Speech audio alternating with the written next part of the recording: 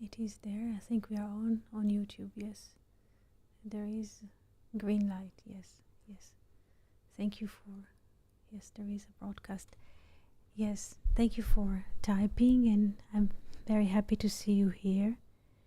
How do you do, Cindy? Do you feel better, Felipe? How is the situation in Porto Alegre? You can also open your mic or unmute yourself and speak if you wish.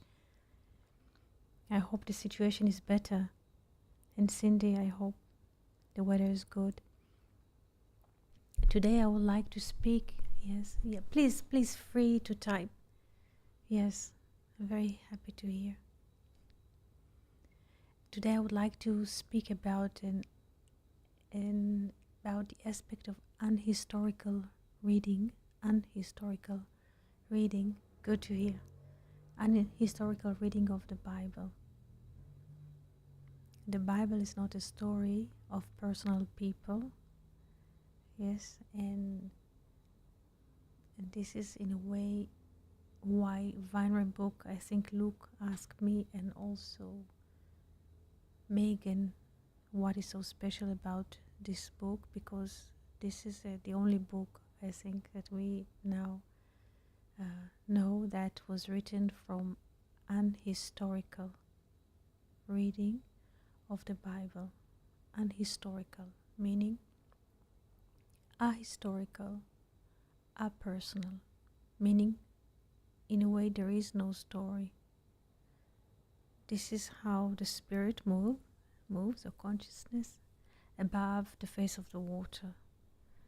And the name of, so to speak, the people are not personal, because each person, or let's say each character, has a name and a value and a print. And all those names and number, in a way, mark, yes, of consciousness being here in space and time. But again, this is a historical text and also a personal text. Is this understood before we continue? The frame. Yes, since it's not historical and it's not, yes, personal, it's a non-dualistic text. Yes, though in a way we read about wars or, so to speak, rivalries or so, this is in a way non-dualistic text. Though, yes, there's two stories of creation, chapter 1 and chapter 2, yes, Perek Aleph, Perek Bet. There are two kinds of boards of covenant, seemingly, but the whole appearance of duality, two chapters or two tales of creation, as Vinery calls them, the whole appearance of the two is to negate the two, meaning non-two. Yes. So there are non-two, yes, but we, in a way, have those who appear in space and time have, this is a very good remark from you, Cindy, yes? Seemingly there are two stories, yes, from our perspective. So there's enough, also the Bible starts with Bereshit, yes, Bet has a value of 2 with the duality, and it not just starts with Bet and duality, also there are two tales of creation, yes, and the more we continue, we shall find. But the whole exposition is just to negate the two.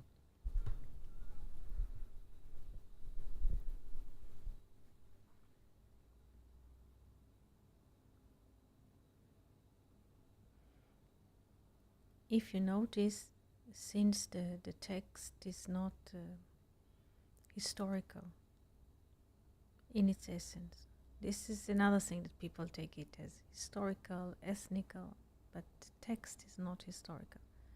It's not personal. Therefore, the text does not try to convert or suggest anything.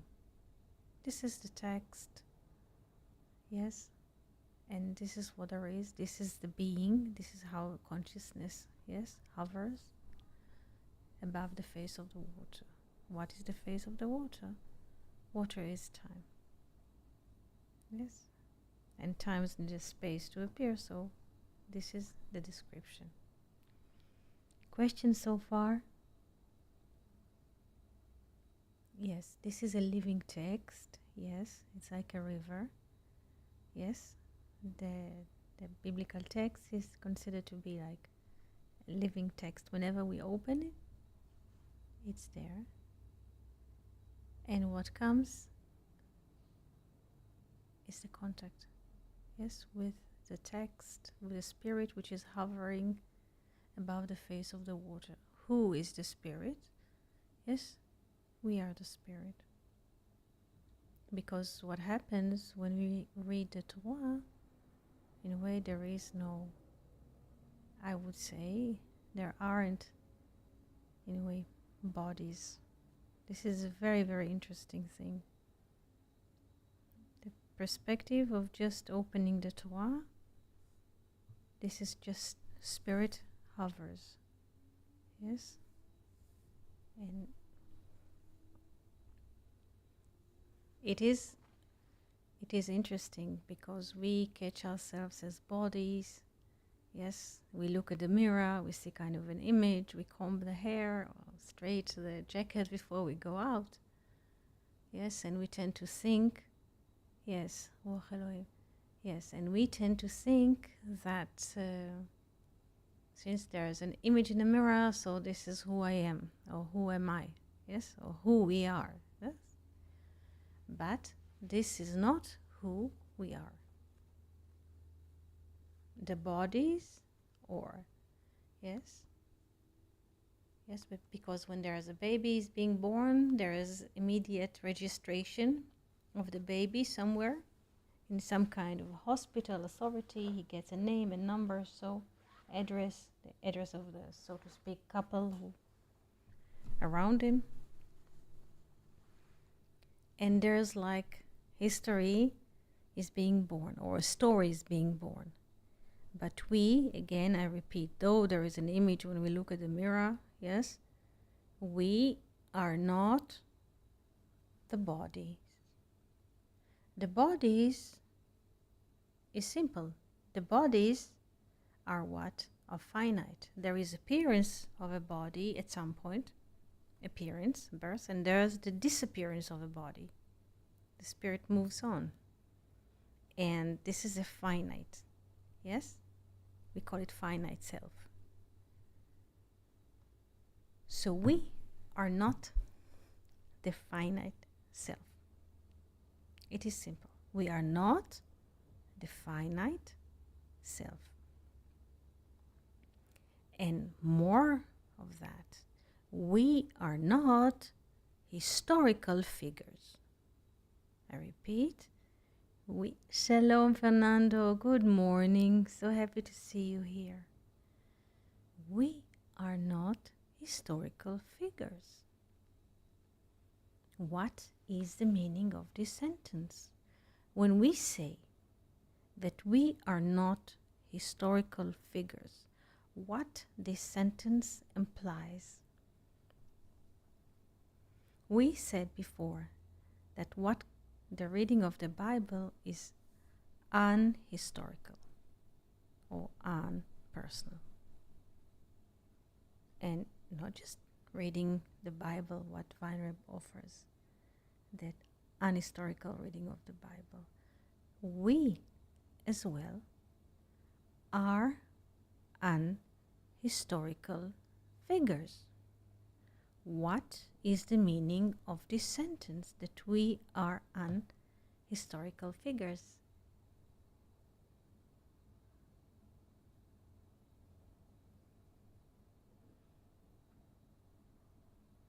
Yes, Felipe, I read. There are so many movies and series about the Bible. I just cannot see any of it. Yes.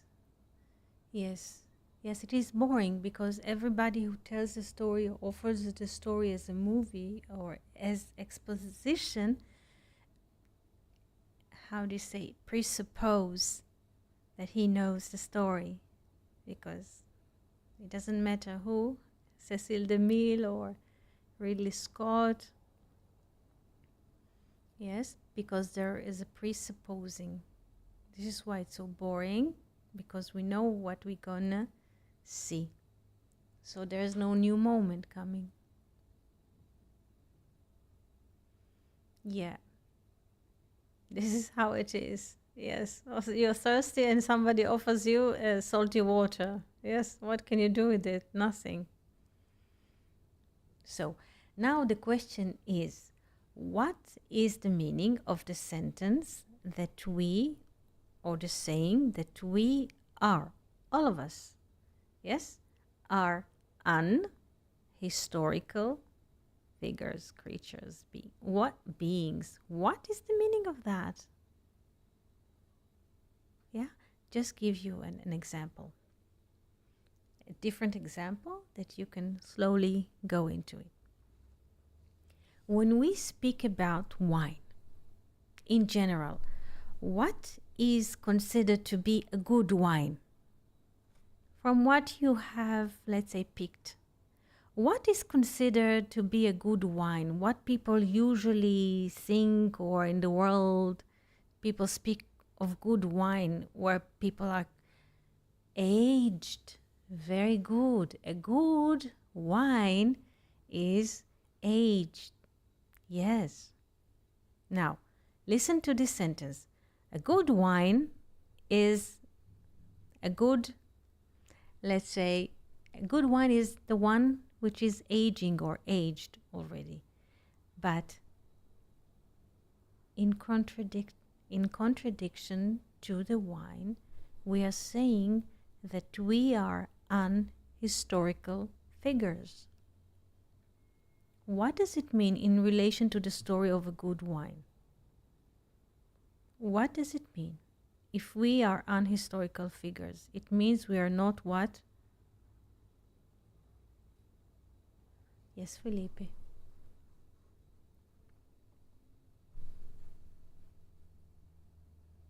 Yes.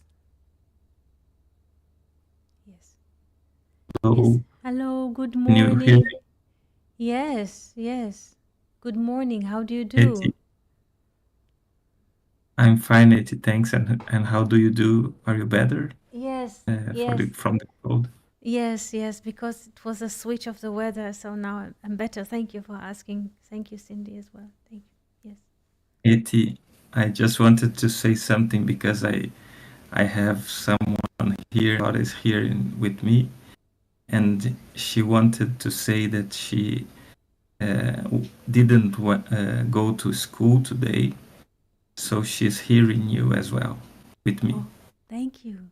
Thank you. Good morning, Just that. Aurora. Yeah, bom dia.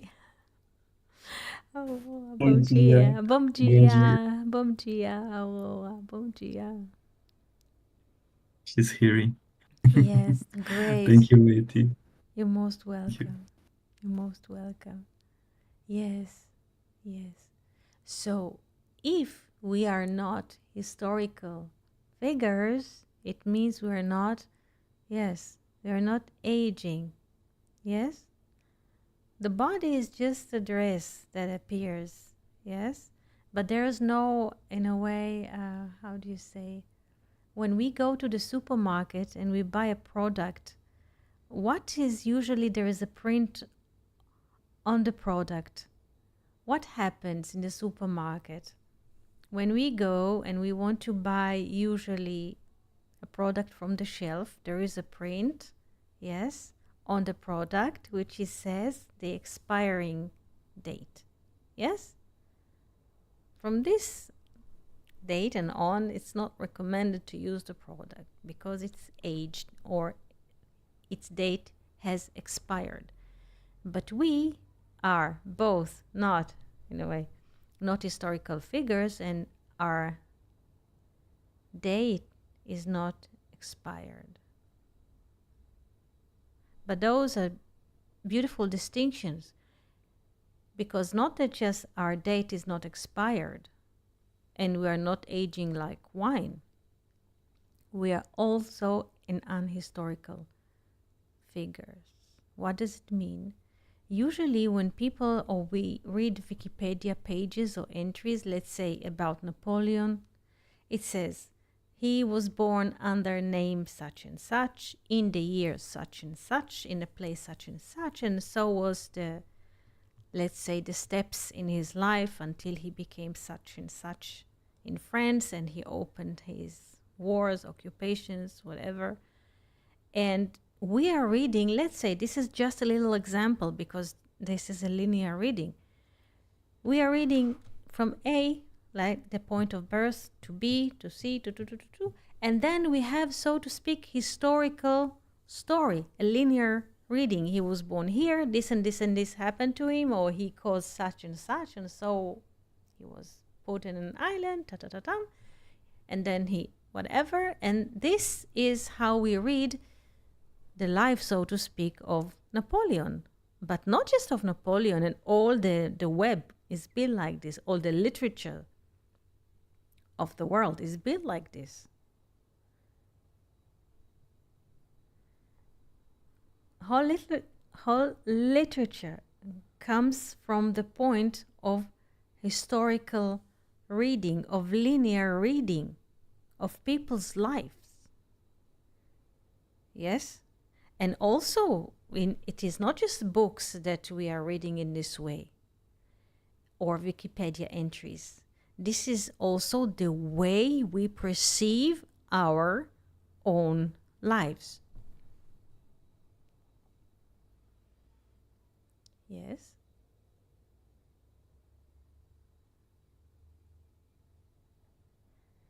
Do we understand that?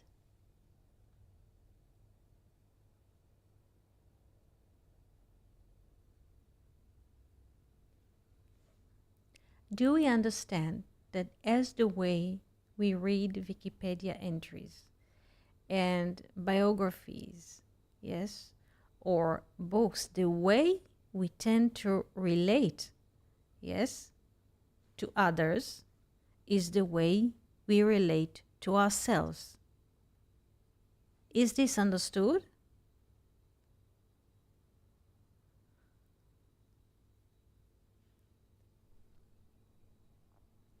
So,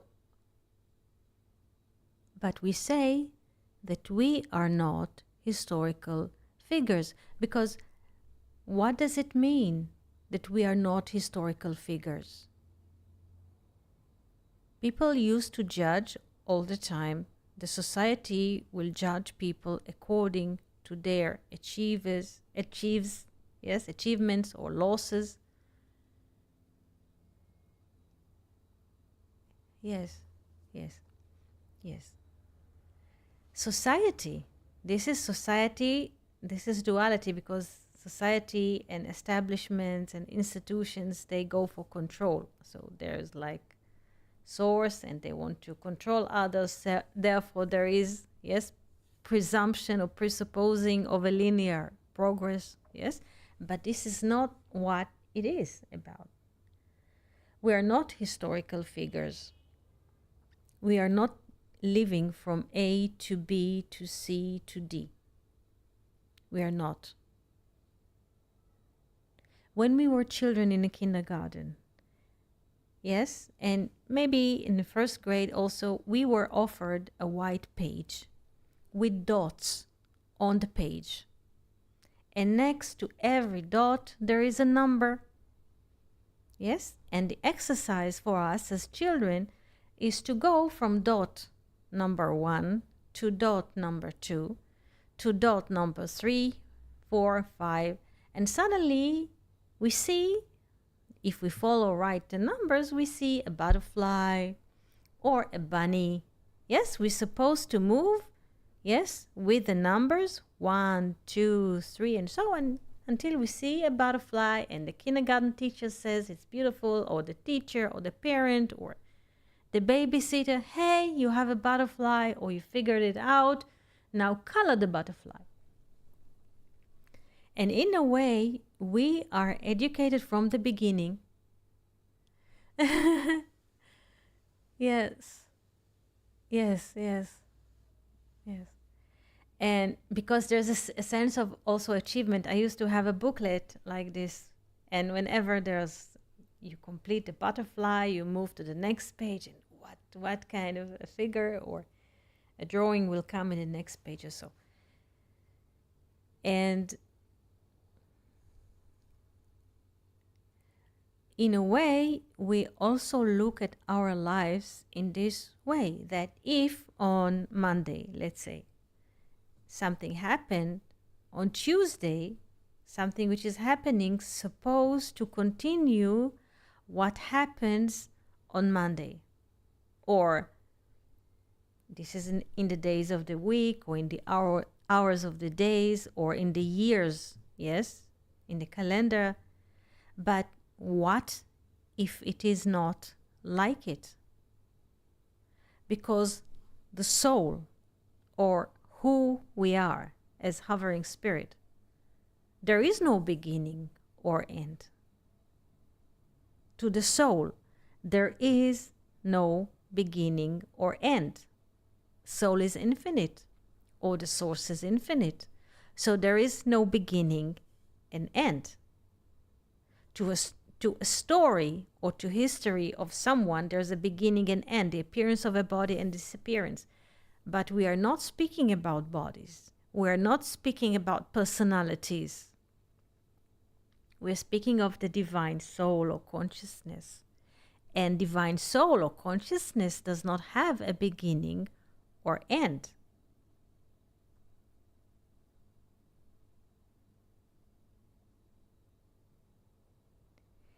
And in a way, those moments that we speak about, those things, what those moments are doing, they are intersecting, they are disturbing, yes?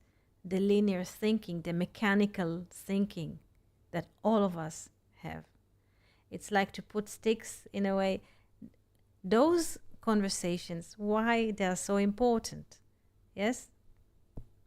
Because they come and disturb, so to speak, the linear thinking, the judgment, the punishing, yes?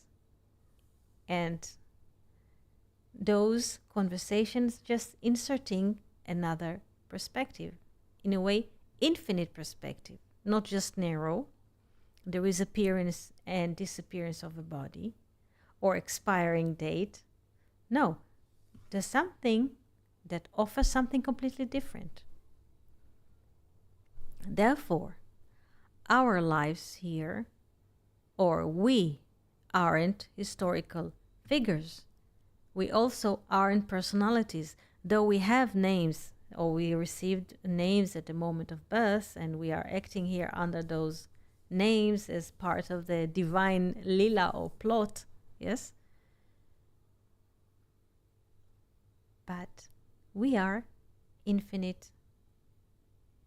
Therefore, all of us are unhistorical figures.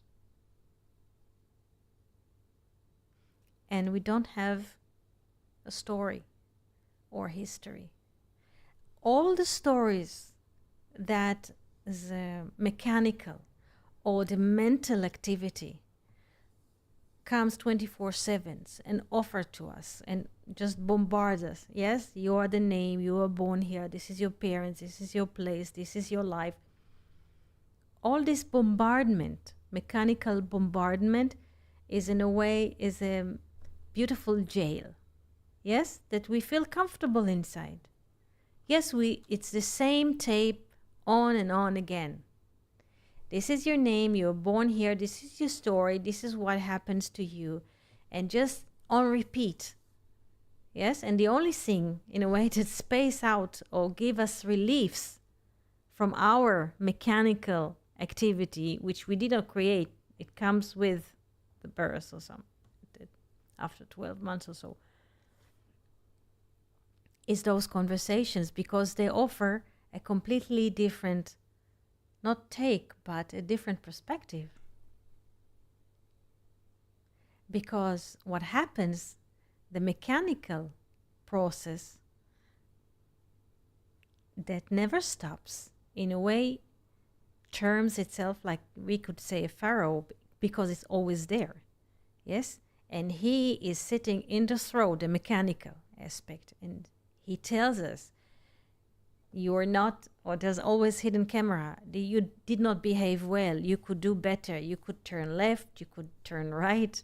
You could do it faster or slower or softer or higher, all the time beating.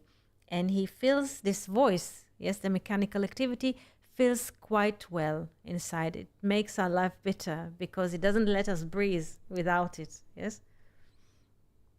And we start to believe or to chew this story, this is who we are and this is our life and so, yes? But this ain't so, yes? This ain't so. Therefore, and I would like to connect to one of the questions that was asked about the alligator. There was a question about a dragon. And I said that in Hebrew, there is no dragon. There's the word tanin, which means alligator. And in the book of Genesis, in the first chapter, verse 21, that there is description of the fact that God also created the alligators. Yes, the alligators. And later in the Bible, we find a verse that compares Pharaoh, not the historical king, but this disturbance, the mechanical thinking, to the great alligator that sits in the Nile. Do we understand the connection between alligator, the Nile, Pharaoh? Do we understand? And this mechanical beating that we have all the time that tells us who we are, defines us, and so? Do we understand? Because I moved to explain it. Not quite yet. Yes. There was a question. Yes, there was a question on Discord that related to a verse from Isaiah and or another verse from Genesis, and ask what is the meaning of the appearance of the dragon. And I said as an answer that in Hebrew there is no dragon, but in Genesis 1:21 there is a word called taninim,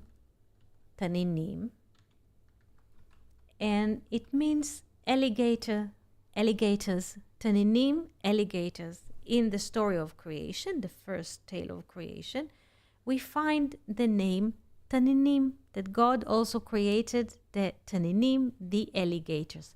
So far, so good. Is this understood? Yes. And later on in the Bible, we find that Pharaoh, so to speak, the king of Egypt, yes, Egypt, Mitzrayim is double narrowness, and the king, Pharaoh, is equivalent or is mentioned as the great alligator. Meaning, do we understand now the relation between Pharaoh and alligator? Pharaoh is the alligator. Do we understand that? The picture that Pharaoh is the great alligator, or not yet?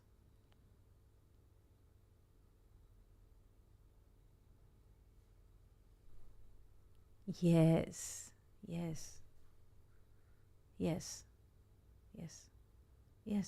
The ruler of duality. Yes?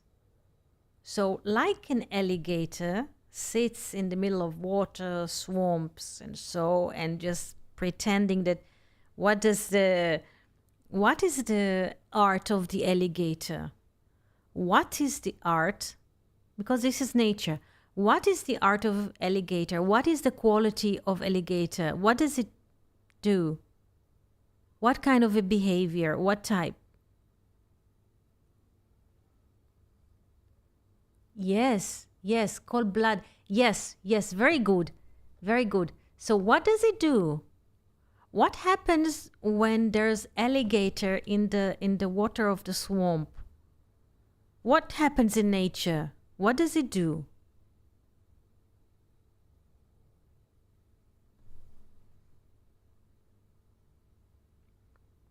He waits for, yes, for the food come close. And what happens? How does he wait? Does he move? What does he do? Or what? How does he prepare himself for the food to come? Is there special preparation? He's hiding. Yes. What else? He's hiding like a good hunter. Yes. Most of time still like a rock. It doesn't move, like he's a stone. And then when something is coming, in one go it takes it. Yes, the stone suddenly starts to move and it is prey. Yes. So in the same manner, Pharaoh in the Bible, yes, Pharaoh in the Bible is referred to the greatest alligator. Yes, bites it, drags it under the water. Yes, very good, very good, very good. So according to the Bible, what is written in the Bible, Pharaoh, yes, the king, is equivalent, yes, or parallel to, or is even described as the greatest alligator. Now, what is Pharaoh? This is the mechanical thinking. To every source of water, the alligators, they sit in, water is the essence of life. In every source of water or a swamp, there is an alligator. And it's all over the place. We cannot run away from it. And this is the whole story. We cannot, this is a print in nature. Yes? This is the print in nature. This disturbance that tells us, that defines it, all the time goes, like the moon around planet Earth. This is part of the law of nature. All of us are experiencing the same thing.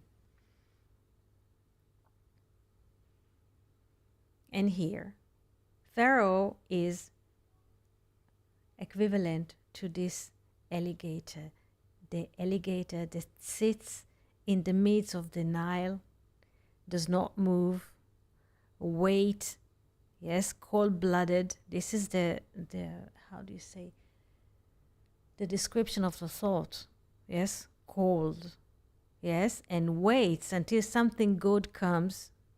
And there's always goodness in our lives. But so sit Pharaoh inside of our head, like the great alligator inside of the Nile or inside of the swamp of the head, and waits as a great moment comes. And there's beautiful moments, during our lives today. And he sits and eat it and say, no, I will narrate it for you, make it narrow. It's not a great moment of being. I will narrate it for you. And now you will see how it is being heard or being sound from my perspective, the alligator, the Pharaoh, the mechanical thinking. Now, do we understand this triangle? Pharaoh, alligator, mechanical thinking. Do we understand that? Good. Now, Pharaoh or the alligator, what will tell us all the time? What is the claiming of those? Yes? That we are historical figures. Yes? It always will bite. You are a historical figure. You never yet achieved this and that, or you did not move to a new house, or you did not do this and that, or so. While everything is not perfect in the term of complete. Everything is complete. Everything is complete. But when we are finding, yes, this speech in the head, this Pharaoh, you should have been, you could have been, it should have been better, it should have been different. Yes, Pharaoh, alligator. Yes. And mechanical thinking. This is how it is. This is how life, in a way, it is built. It is print. Not just to those who are attending now the conversation, but to all of us. Yes, to all of us. Yes, regret. Oh, yes, yes.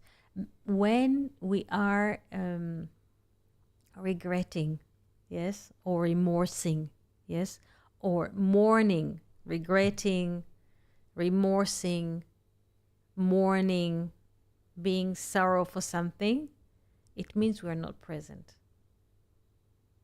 What does it mean? It is like there's a palace inside of us, yes? And the center of the palace is being present, like the major hall. And if we are showing or feeling regret, yes, it's like we are going or sneaking to a side room, yes, which is not present at the moment, which is not the major hall with a garden or so. And so if we feel sorry, we're in another cellar.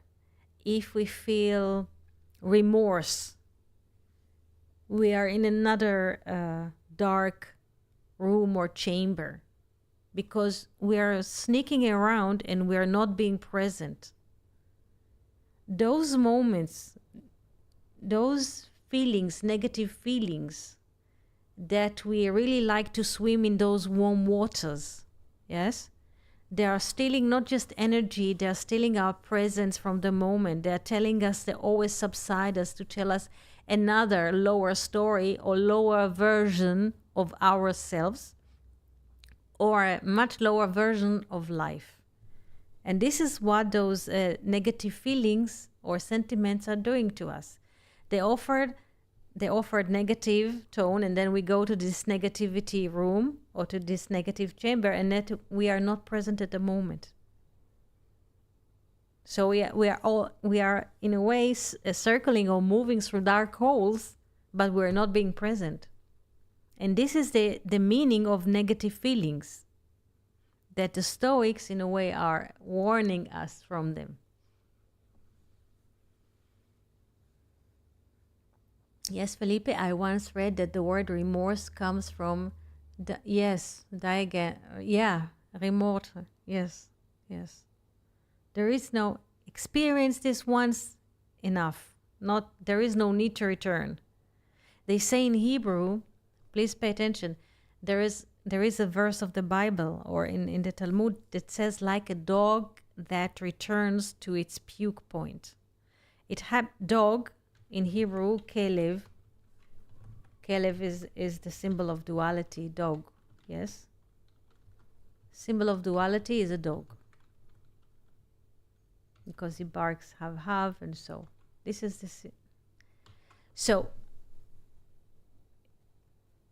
it's not enough that it's a dog. There is description that the dog returns to its puke on the ground. It happens that dogs are puking. Yeah? It happens. But the dog, interestingly, goes to the place... Yes. Goes to the place of the puking and licks the puke, like if there's something or a source of living or vitality in the puke.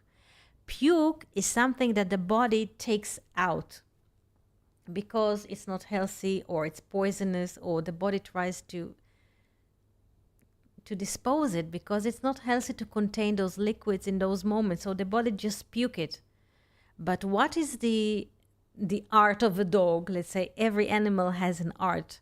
The art of a dog is to return to the puking point or the puking point and to lick it like it was a source of water or a source of food. No, but it's recycled, it's poison, and you... So this is like a picture, yes, that happens to us. We don't paint it in those colors, but this is what happens to us when we are dwelling on negative feelings and emotions, or feeling sorrow. Yeah, feeling sorrow, regret, or mourning about the last day or the last hour of what I could be in the 3rd grade or 5th grade, how it could be different. We could say now there's a heat wave, something that was quite, it's hard. But people say all the time about the weather, it could be different. No, if it's summer and it's very hot and there's, so why to regret and why to dwell like 5 years ago it was different? Because it's like, because this moment does not exist. So whenever we just regret or being sorry, yes, we're not present. Plus it gives a lot of load. It's not just that it brings the picture of the dog trying to nourish himself for the puking that the body already rejects. There is no need in it. It's already dead. It's also poisoning. Try to lick it. In a way, what happens to us when we go and regret and remorse and say sorry and so, it's just we're not present and we're twice dead. Or we nourish ourselves with what? With poison, with what? Bring heaviness and sourness and sweat. Why? Why to do that? There is no need. So at the moment, there is what there is at the moment present. And this is divinity at the moment present.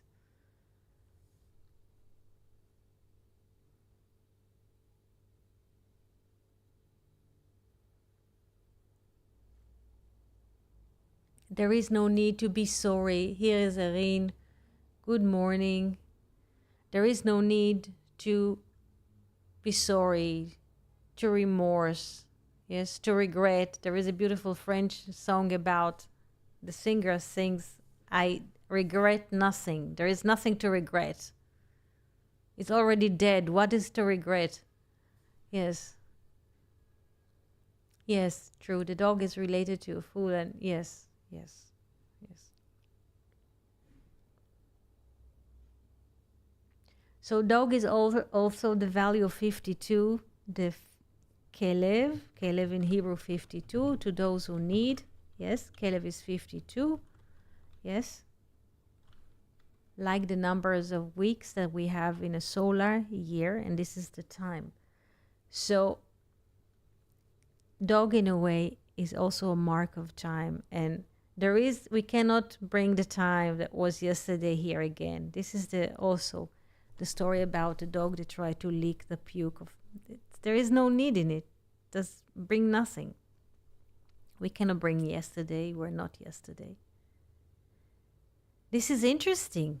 This is another, I would say, Teota, how do you say this in English? To regret about something that happened yesterday, or even 1 hour ago, or even 1 moment ago, presumes what? Presumes what? Presume that, yes, we can change it, or even better, presumes that there is a history. Because we regret, we catch the last hour as a past and now present. Yes? So to regret about something, what is the meaning of regretting, of being sorry, of being remorse? Is what? We presume time. So if we're not regretting, yes? Yes. Yes, by the alligator in the water. Yes, this is it. This is it. So if there is no regret and there is no remorse, because nothing is gone and nothing is wrong. Nothing is wrong or mistake. And there's no sinner. Yeah, we are not sinners. Yes? In some places, children are grown to capture or something that they're sinners, that because of them something happened. No, we are not sinners. There is no sinners. Yes, there's no guilt. No, there isn't. Therefore, there's no negative feeling. It says remorse. Yes, and let's say regrets and sorrows and bitterness. Yes, and depressions. Yes. So there is like a quiet moment. It doesn't mean that we are depressed. Yes. There's a wandering moment. Doesn't mean that we don't have a good mood. Yeah. Be careful from the alligator that sits in the river and translate us what life is about. Yes, the interpreter of the Bible is the great alligator. Yes. Is the cross of Jesus symbol of no guilt? I don't know. I just don't know. I don't know.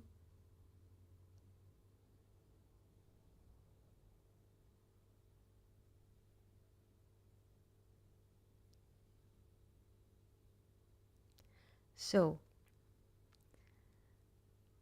there is no need to get bitter, to feel sorry, to regret, to remorse of the last moment, the last hour, the last week, or the last year, or the last conversation with someone. Why? Because it is already this kind of thinking that appears, this, how to say, line in the code appears in the conversations or in the log, appears because it means there's already a presupposing that something happened in the past. And if something happened in the past, it means there's history or story that we could change or it could be different. Yes, and there is no need because it's not, there is no place to it because there isn't something like that. Yes, Cindy?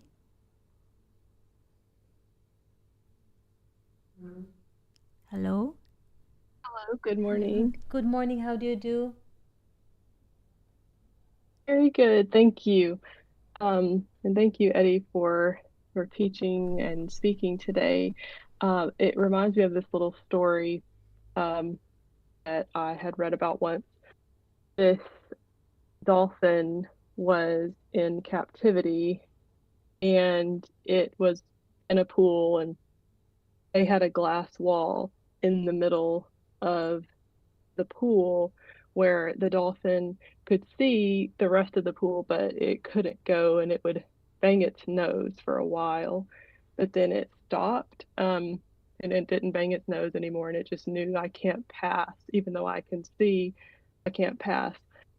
And then eventually they took the glass wall out, and it was interesting because the dolphin still would not pass that place, even though the glass wall was up and he could go, but he wouldn't. And they thought, well, let's put another dolphin in the pool with him that doesn't know, never knew the glass wall, and he'll swim over, and then this one will surely follow. And the new dolphin did swim the whole pool, but the old one would not follow even when he could see his friend going to the whole pool. And it makes me think about what you're saying. We get these ideas and we get stuck, even though there is no wall we don't cross. So just Yes. made me think of that. Yes, yes, it's a great story. Thank you for sharing it. It's a beautiful story. Yes, there is a presupposing. Yes, there is a presupposing of this. And even he saw his friend, the friend dolphin, swimming through. He could not do it because there was a barrier in his mind. In his, not mind, I would say, even his brain was blocked. This is what happens to us. We have like mental blocks. Imagine what happens if those mental blocks are being removed. What kind of liveliness, yes, comes with it. Removing those blocks that are hiding us from life or life from us. Yes? Beautiful story. We carrying inside of ourselves all kinds of versions of life and sentences or behavioral that we collected, yes, and we presume that this is life. Yes, we're presupposing something which does not exist. And then we suddenly find ourselves caved in somewhere. But it's not existing. It's just not existing. And therefore we have those conversations, because those conversations are, in a way, thinning the fog or the clouds, yes, from this mechanical happening. Yes, we are free. We just are free. No one holds us, yes. Because in those conversations, what happened, finally there is a relief. We don't have to think about ourselves. There is no narration. When we listen, when we deeply listen, or when we have this moment of deep listening, the narration, the mechanical story about ourselves stop. And in a way, listening is like a deep sleep. Yes, listening is like a deep sleep. This is why it is so important to listen. And we have, in a way, everything is being paused. This attack, the mechanical story about ourselves and life, I should get, I should bring, I could have. It just stops, and then we have a relief, because in a way this is a proof that everything is mechanical.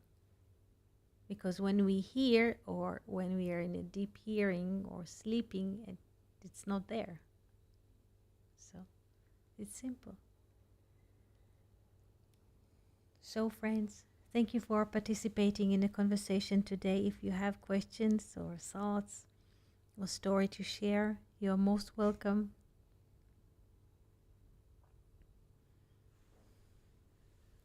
Thank you, Erin, Felipe, Fernando, Cindy. Thank you for being with us here today. Thank you so much. And if you have the time, we shall be here on Saturday at the same time. So wish you a very good season and beautiful life. And see you soon. Toda and shalom.